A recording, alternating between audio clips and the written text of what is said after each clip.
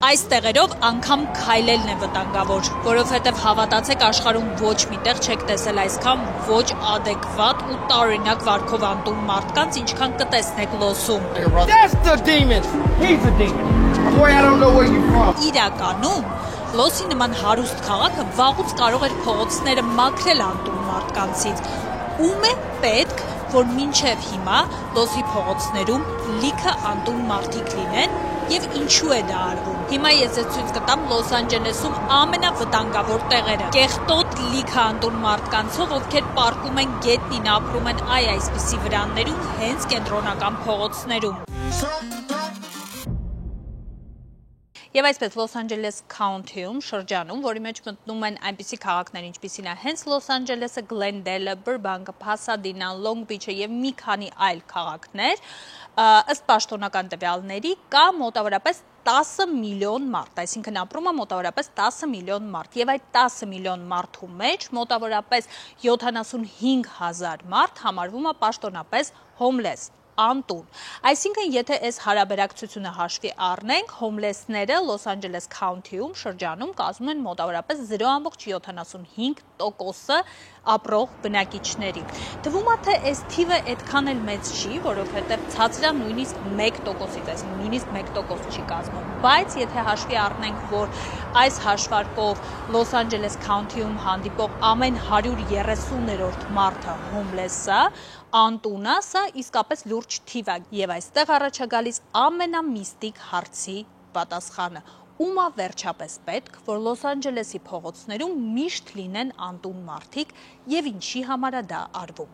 Եվ այսպես առաջինը ինչի համար է դա արվում, իհարկե պատասխանը պարզ է եւ շատ կանխատեսելի։ Արվում է գումարի համար։ Ինչու, որովհետև տարեկան Լոս Անջելեսի շրջանին Կալիֆոռնիա նահանգի կողմից տրվում է հսկայական բյուջե, որպեսզի քաղաքը կարողանա պայքարել հոմլեսների հարցի դեմ։ Այսինքն կարողանա շելթերներ, բնակելի տարածքներ կառուցի, կարողանա նրանց սննդով ապահովի, կարողանա նրանց համար տարբեր հումանիտար ծրագրեր իրականացնի եւ այլն եւ այլն։ Ու հիմա շշմեցնող թիվ եմ ձեզ ասում, միայն 2023 թվականին Կալիֆոռնիա նահանգը Լոս Անջելես քաունթիին տրամադրել է նահանգային բյուջեից ուշադրություն 1,3 միլիարդ դոլար, որպեսզի Լոս Անջելեսը կարողանա լուծել հոմլեսների հարցը եւ պարզա չէ, որ այդքան գումարները տրվել են, բայց հարցը որպես այդպեսին չի լուծվել։ Եվ 2020-ից 2024 թվականի ընթացքում նահանգային բյուջեից, Կալիֆոռնիայի բյուջեից մոտավորապես 15 միլիարդ դոլար տրամադրվել է հոմլեսների անտուն մարդկանց հարցերը լուծելու համար,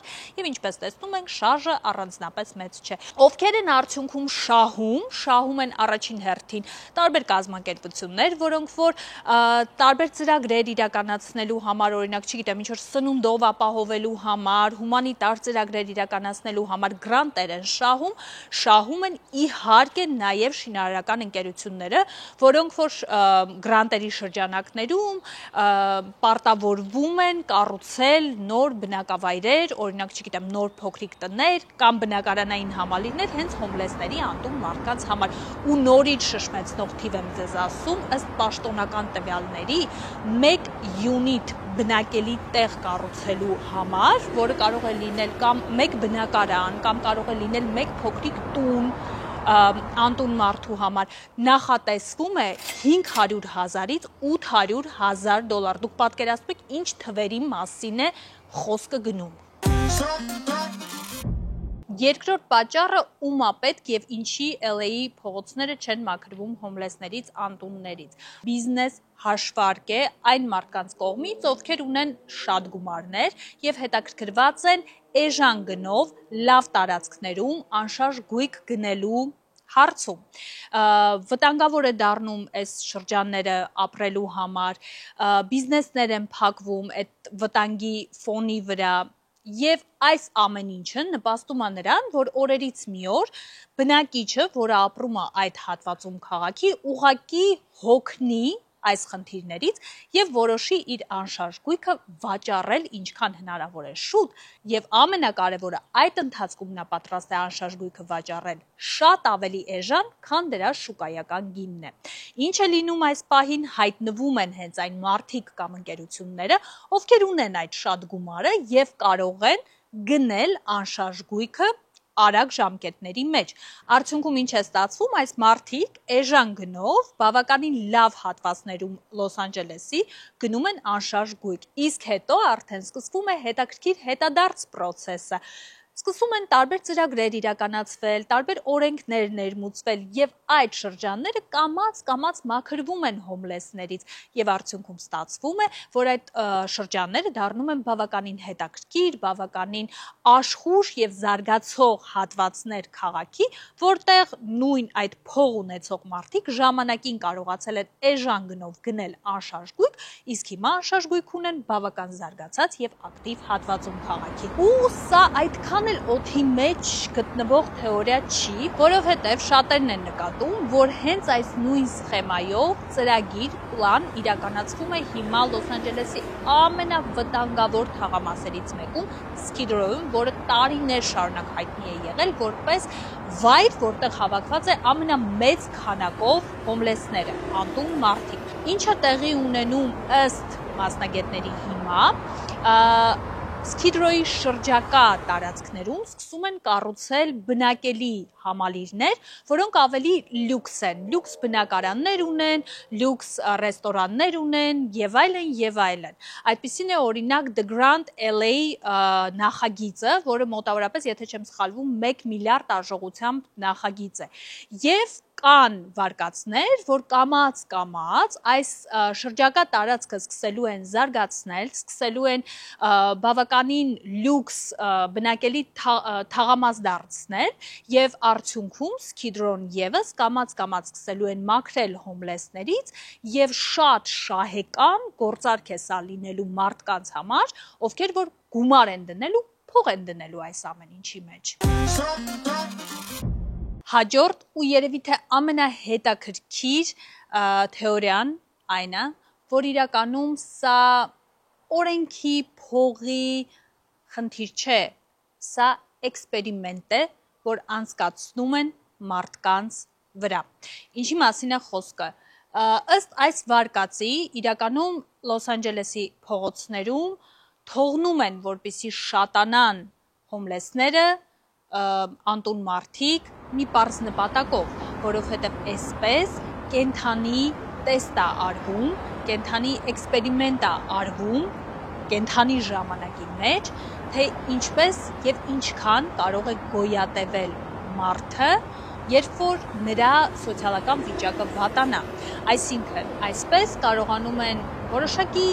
շրջանակներ մարդկանց, կմնան մարդկային, երբ որ մարդկանց բաժանի սոցիալական այս անհավասարությունը, մեկը լինի փողոցում բառի բուն իմաստով, մյուսը բարեկեցիկ կյանք վարի։ Սա իսկապես բավական հետաքրքիր թեորիա է եւ այս միստիկ, այսպես ասած, առեղծվածային թեորիայի երկրորդ մասն էլ այն է, որ այս էքսպերիմենտը արվում է ոչ միայն նրա համար, որպեսզի հասկանան, թե ինչքան եւ ինչպես կարող է մարդեյակը գոյատևել նման պայմաններում, այլ նաեւ որպեսզի պատրաստվեն, այսպես ասած, սպասվող եւ անխուսափելի կրիզիսի, քաոսի, որը լինելու է, երբ որ ռոբոտները ավելի զարգանան, երբ որ տեխնոլոգիաները զարգանան եւ դրա հետևանքով մարդը իր աշխատանքային ուժով անցնի երկրորդ պլան։ Այս թեորիան, երբ որ լսում ես, իսկապես քո գլխում հարցեր են առաջանում, հա? Այո, որովհետեւ հակառակ դեպքում ինչու պետքա LA-ի նման հարուստ քաղաքը չուզենա իր փողոցները մաքրել հոմլեսներից, չէ՞ որ դա վարկաբեկում է քաղաքը եւ եթե այդ պատկերը չլինի, շատ ավելի շատ բիզնեսներ կկառուցվեն ռիսկային գոտիներում, հատվածներում քաղաքի, շատ ավելի շատ տուրիստներ կլինեն եւ այս ամեն ինչի արդյունքում ձևավորված գումարները գուցե եւ կան հավասարվեն են գումարներին, որոնք օրինակ քաղաքը հիմա ստանում է հոմլեսների դեմ պայքար իրականացնելու համար։ Ես սպասում եմ ձեր ակտիվությանը, ես սպասում եմ ձեր կարծիքներին, պատասխանեք հետևյալ հարցին։ Դուք կարծում եք, որ հոմլեսները մնում են LA փողոցներում, որովհետև այդպես Լոս Անջելեսի շրջանը կարողանում է ամեն տարի միլիարդավոր դոլարներ ստանալ, թե իրականում սա իրոք էքսպերիմենտի մի մաս է եւ իրոք մի խումբ մարդիկ ուզում են ուղղակի տեսնել ինչքան մարդը կգոյատևի, եթե հայտնվի փողոցում, անտուն, անսնունդ եւ առանց աշխատանքի։ Սպասում եմ ձեր պատասխաններին, ինձ շատ հետաքրքիր է լսել ձեր կարծիքը։ Եվ իհարկե վերջում խնդրում եմ, որպեսզի դուք շատ ակտիվ լինեք, հիշեք, որ ես սպասում եմ ձեր ակտիվությանը իմ Patreon-ում։ Ուղղակի սկանավորեք այս QR կոդը կամ վիդեոյի նկարագրության մեջ Patreon անվան կողքին սեղմեք լինկի վրա եւ դարձեք YouTube-ի իմ Patreon-ը ամսական փոքրիկ գումարով, ուղղակի աջակցելով ինձ եւ YouTube-ի ալիքին, որպեսզի ես կարողանամ առաջիկայում շարունակել ձեզ համար նկարահանել նոր վիդեոներ, որովհետեւ յուրաքանչյուր վիդեոյի ստեղծումը նաեւ